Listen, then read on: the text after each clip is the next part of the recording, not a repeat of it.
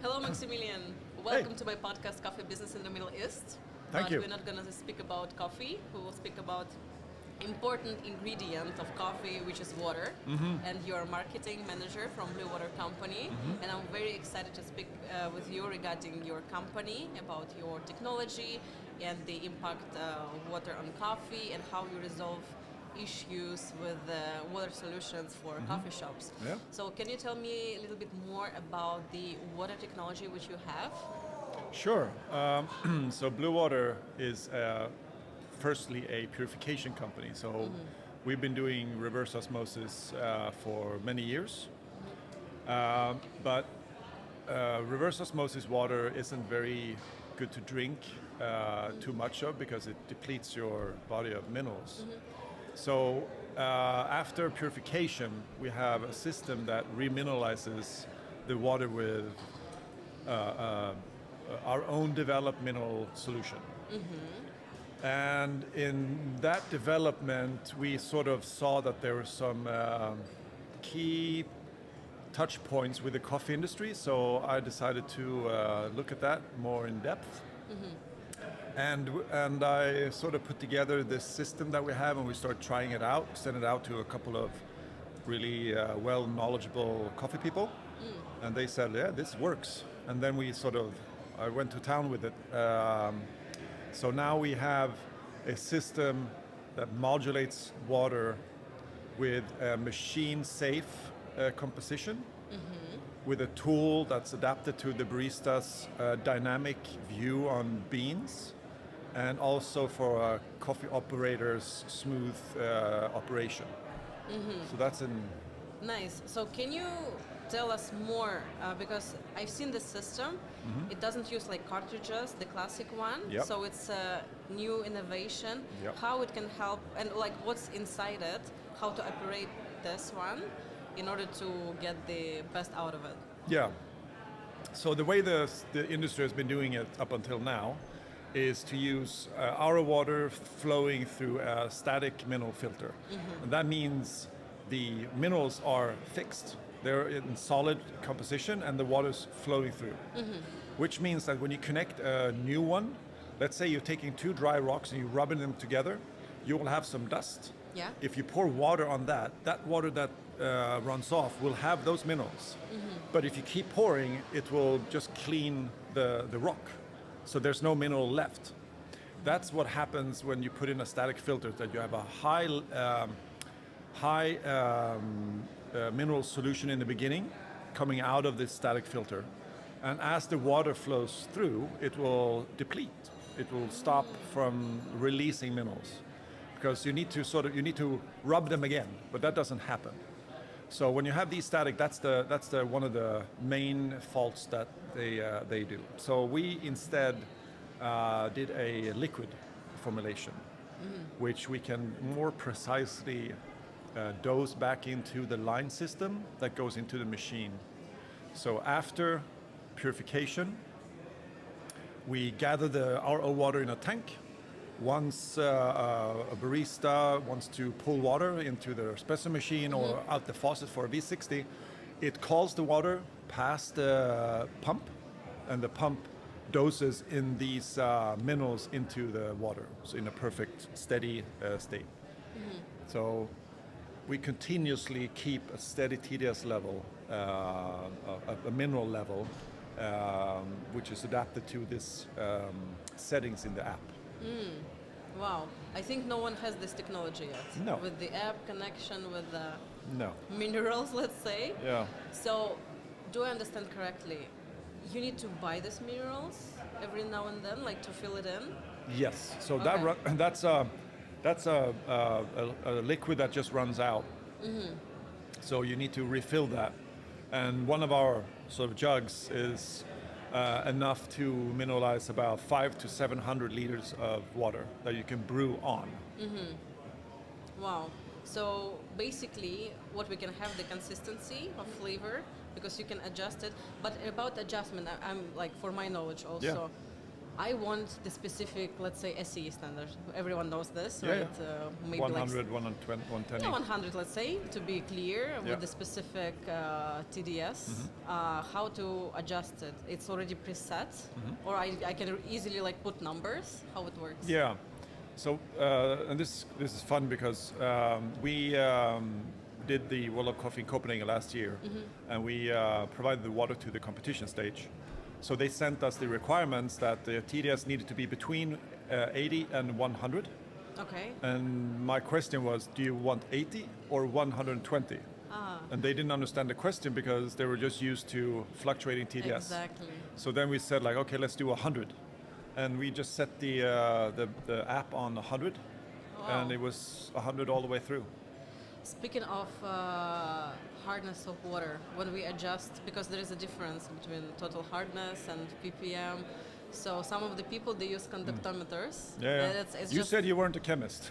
Yeah, no. This is the They chemical just, question. Yeah, they just use this conductometer, which is not precise, right? So in order to check the quality of your water, so me, like even at home, like I want to know like specific ppm, but I want to check what is my water content. Yep. How to measure it, or no need to measure, it's already preset. How to trust? Yeah. So a lot of the measurements that are used out in the barista community, like the more expensive they are, the more accurate they are. And I've seen the ones that are mostly used, and my colleague, who's a professor in organic chemistry, has tested them, and they're mostly inaccurate. They're too cheap, and we have one like super expensive, but also very accurate. And when we measure, it's just steady all the time. But what it can measure is when it moves up or down. So it can be off in a fixed number, but once you reset the machine, it will move in the exact number. So it will be correctly incorrect, if you see what I mean. Okay. Let's say our water is 100. We know it's 100. Yes. But the meter says 80 or 130. Okay. And then we swipe on the app, we increase the TDS to the next level, which is 160. It will add 60, both on our measurement, but also the faulty ones, they will move 60 up, but in the wrong correct number. I see. Yeah, so it's a it's complicated. But incorrect value on a steady base. I see. So basically, these liquid minerals, what Yeah. are they, and how it works? So that's the whole thing. This is like when we speak about machine health. Like we call it the natural water paradox, because water on this planet was never meant to boil. Like there's no way nature said like, oh, let's have some cooking water from this spring and drinking water from that spring. No. So when you cook water, you'll break bonds between the minerals, and that will make the mineral precipitates fall through the water, and it will build up and causing scale. That's what causes scale, basically. So over time, that will build up, and it will create like with our bodies, we will have plaque. You will have some release of plaque. It will go to an artery or a small hole or a node in a machine and clog it up, and that will create malfunction. Yeah. Our minerals are made to be boiled, so the bonds don't break. Oh. There's nothing causing them to crack and fall, so they all just flow through the machine, no matter what. Wow. That's the machine health part of it. So you don't need to descale? No. Never? No. But this is the best solution for the coffee equipment? Yes. Wow, interesting. And 90% of reported issues from machine brands that we speak to is caused by scaling. Yeah, exactly. Yeah. Exactly. Even people, they use filtration system, it's still scaling. Yeah, and that's because they are doing a bypass. And also the heavy release of minerals from the static filters, that's also scaling. That minerals is also scaling in the beginning. So eventually you will need to descale even with if you're doing RO with the static filter, and you also do bypass to fixate the fluctuating TDS. And bypass is when you take the carbon purified water, which is still dirty, and you circumcise the RO and let the dirty water back in with the RO water. So it's kind of, Yeah, I see. you're paying for something that doesn't work. Yeah, but also RO water is not pure zero. It can be like pure zero. Pure zero is the big soda factories, massive complex systems. They just get it all. They get rid of everything because they have the financials to keep the system going. See. But like our system takes it down to 4 ppm. That's enough. For this, it's enough with 4 ppm. And those we get rid of. So we have 4 pillars that we rely on, and the first one is it's water safe for humans. So no microplastics and no PFAS. Right. And those molecules are very small, and to get rid of them, you also need to get rid of the bigger ones, which are the healthy minerals. So that's why we dose back the minerals after purification. I see. So the best solution for the coffee shop, if, for example, I'm going to consult a coffee shop, what would be advice for the system, and what is the key points of this? Yes, I already understand that we need to talk about scaling, because they won't have it at all for their equipment. What is this system itself? When you buy tell us more about the system for the coffee shop. Yeah, so for the full system, for us to guarantee these parameters that we're talking about, you'll need the purifier. So that's where the inlet water comes in. Yeah. If it's really, if there's a specific taste to the water, you can put a pre-filter on it before the machine to protect the machine. In certain regions, we do that. Then you purify the water. What comes out is the RO water. That goes into a tank. Okay. So you need a tank. And then when you call on water, that What is the volume of this tank? it depends on the size of the coffee shop. Ah, Can be okay. from 2 liters to 20. Okay. We're doing an experiment now in Stockholm with a 200-liter tank Wow. because they're gonna bake sourdough on it. Wow. Yeah. So Okay. we're looking into that as well. Oh, interesting. Okay. Yeah. So that's when. So that's the you have the purification. You have the buffer tank. Yep. And then you have a control box and a pump, and the liquid rocks. Yeah. So that's a solution. So when you call on water, the valves open up in the control box. The pump pumps in. So it's 2 lines going in. So you pump as the water flows by.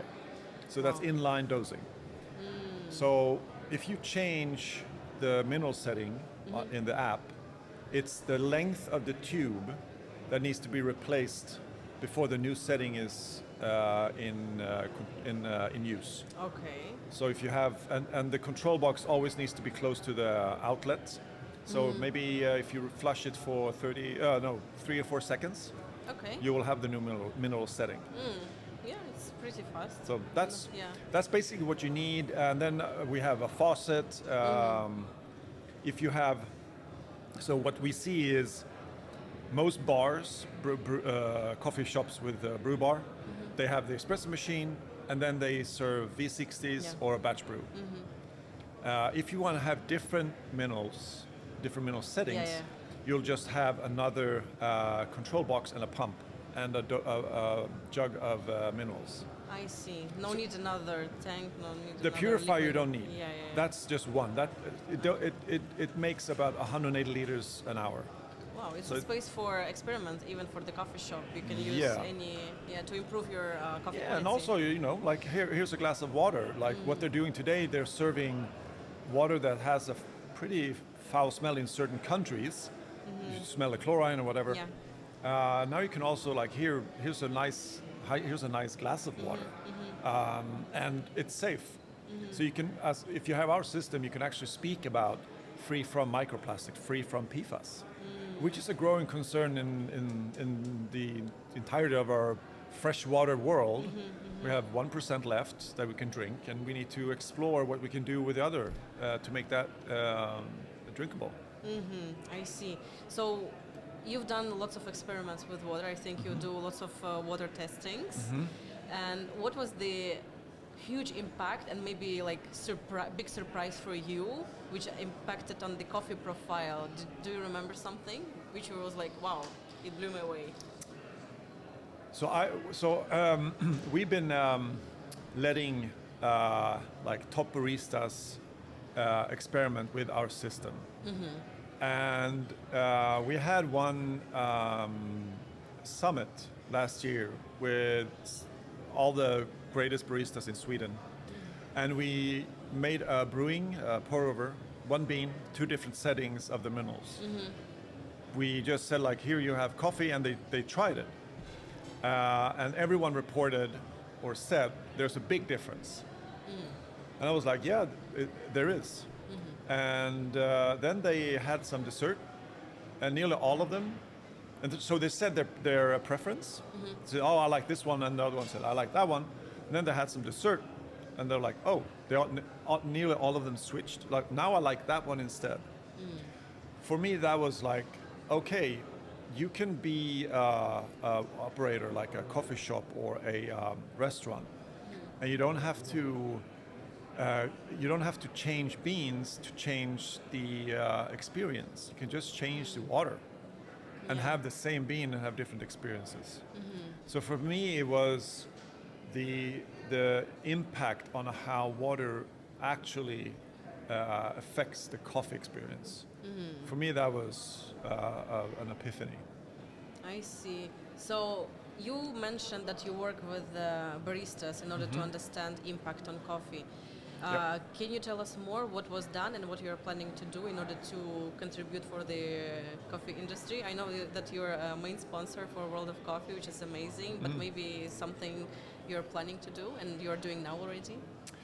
Yeah, so for each market that we get into, I sort of I land early in the market and sort of find out who's who, and I want to find the ones who have the best sensory capacity. And then like, what is their area of interest? What can we support them with? So doing invites and cuppings. I've picked up that cupping is a big part of all the serious baristas' day-to-day life. It's almost like a campfire where they all communicate and interact. And if we can help them doing these cupping events, having not just different beans but also different waters, different TDSs, it could sort of develop into something like, oh, okay, this is actually, this bean, I wouldn't have chosen it if it was this TDS that we have in the tap. But now with this TDS, this is actually this is a good roast. This is a good profile. So I want to get into the more of the sensory experience, the hedonistic part of it. How different coffee shops can stand out with their, the same beans. It's like, I've experienced seeing the same bag of beans in different countries. Like there's some really great roasters that have done an amazing job shipping beans. And they can have like, they all have different target groups. So they know that, okay, my crowd likes something else. So they can change that. Yeah, but it's quite difficult, especially you just mentioned about international suppliers, because yes, we have standards from SCA. But it's hard to maintain it. You know, everywhere it will be different, which means that if you use blue water, it's gonna be the same everywhere. Yes. Yeah. Thank you. Cool. That's important. I mean, for the community, for the industry, in order to, sometimes you drink coffee, you want to buy it, you brew it at home, you're disappointed, and you blame barista or you blame roaster, but not water. And water is like 98.5% of your beverage. Yeah. Nice. And also, again, regarding this liquid minerals, inside this liquid rock, what's inside? Which minerals you have? It's magnesium, calcium at this point. That's what nothing else? That's what we started with. Okay. So more to come. Okay. You need to start somewhere. Yeah. interesting. I know there is a book, Water for Coffee. Yes, I met Maxwell in London, Yes. speaking about all the different minerals that he has already isolated to fit that country's beans and that whole thing. Super inspiring. Yeah, it's very academic book. I Yeah. couldn't read this. Only the notes from Maxwell, which was on the bottom of the page. Yeah, also I met with Christopher Hendon, Yeah. who is an amazing person, very educated, knowledgeable regarding water. Yes. Yeah, so are you planning to do some paperwork for the community, like, or there are some materials and articles on your website, and you like what to read in order to understand better your product? Yeah, it's kind of like, so I have these two colleagues. They're both professors. They have a double degree in organic chemistry. Wow. So I let them do the really in-depth science. And then we have a marketing team that's really great with getting the messaging out, and I'm in the middle of that. Marketing and science doesn't really mix. If you let a scientist sell a product, the target group wouldn't have a clue what it is. And if you let the marketing team say whatever they want because they know what people react to, it's almost, I'm not going to say lie, but it's like not the real truth. Yeah. So the best way is to do that intersection in between there. So what can we actually say that people can perceive and comprehend?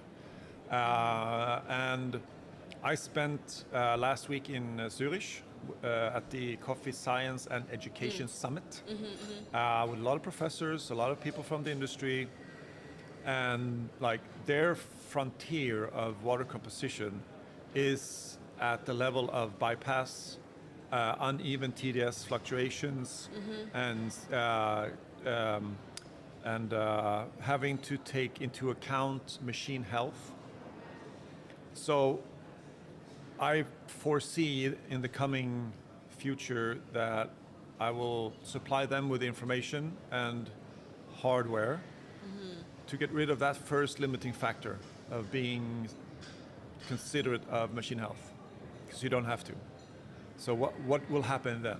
What if it's a free playing field? Yeah. The water for chemistry map is now like, it's two small circles. Yeah. It's bigger now, but what happens if it's even bigger? So something there, and at the same time opening up markets and selling, and Nice, interesting. So I think I'm run out of the questions, and I'm very happy to talk about water because it's a really complicated topic from the chemical side, but for the coffee community, I think it's just a matter of consistency, which your company do, understand the basic, like baseline, the impact of calcium, magnesium, and total dissolved solids on the cup profile, and just to fight for a balanced cup. Yeah. Is there anything you want to add regarding to? Yeah, you said something before. It's all the beans that these coffee shops and baristas sell, like on the shelf. So the scenario is that you go to a coffee shop, you have a great cup of coffee, it blows your mind, like, oh, what is this? And you're like, oh, I want that bean, I want to have that more. So you buy the bag, and you go home and you have your little setup, Yeah. and you will be disappointed most often, because, no matter the grind, no matter the espresso machine or what you have, it's still you need to have the same water. So in the future, I foresee that you have the faucet with our water.